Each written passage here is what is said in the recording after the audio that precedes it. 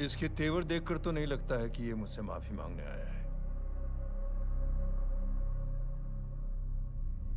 सिंह साहब, हम यहाँ बात को खत्म करने आए हैं।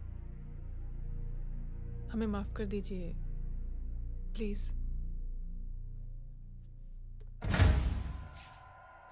मेरी आंखें जरा कमजोर है, चेहरा ठीक से दिखाई नहीं दे रहा। थोड़ा आगे आओ, और थोड़ा आगे। बस बस।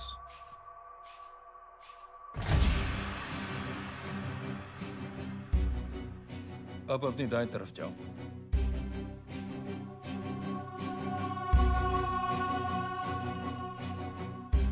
और जाओ।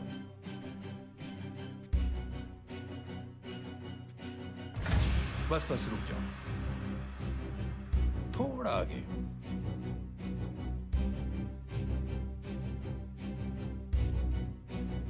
बस, अब रुक जाओ। देखो, कुत्ते के घेरे में खड़ा कर दिया मैंने इसे।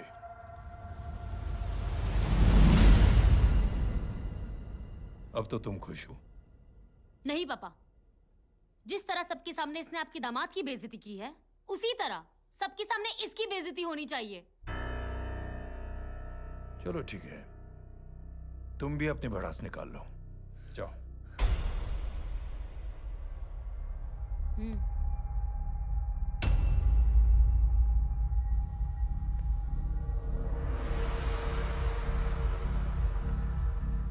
मेरे परिवार के साथ उलझने से पहले मेरे बारे में जान लेते तो अच्छा होता।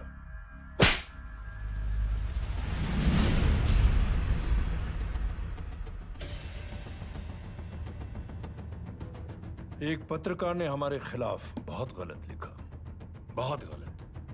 हमने उसके हाथ कटवा दिए। एक बेवकूफ जज कानूनी जुबान से हमें डराने की कोशिश कर रहा था। हमने उसकी जुबान कटवा दी। जब मैं डिफेंस मिनिस्टर था, तब हमारी कुर्सी को खतरा था, तो हमने आतंकवादी हमले करवाए। काउंटर अटैक में हमारे कुछ जवान भी शहीद हो गए।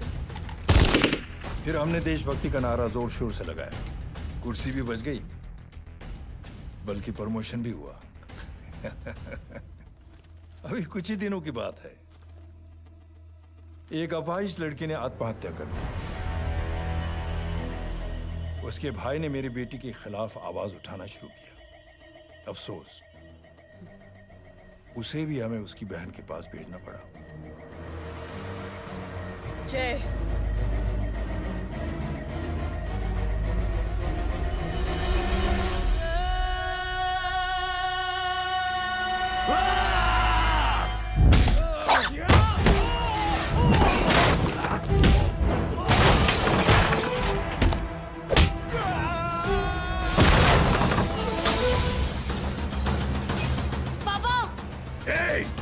छोड़ो उसे! I said release him! छोड़ो उसे! दशरथ सिंह, दुनिया गोल ही नहीं छोटी भी है। तुझ जैसे कमीने लोगों की हरकतों की वजह से हम जैसे आम लोगों को बहुत तकलीफ होती है, जिसका तुझे अंदाजा भी नहीं है। लेकिन इस बार तू गलत जगह भिड़ गया। आज के बाद अगर कोई भी कुत्तागिरी की ना,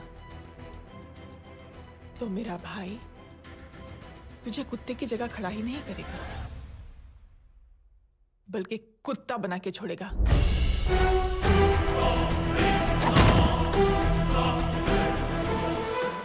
मेरी बहन झूठ नहीं बोलती।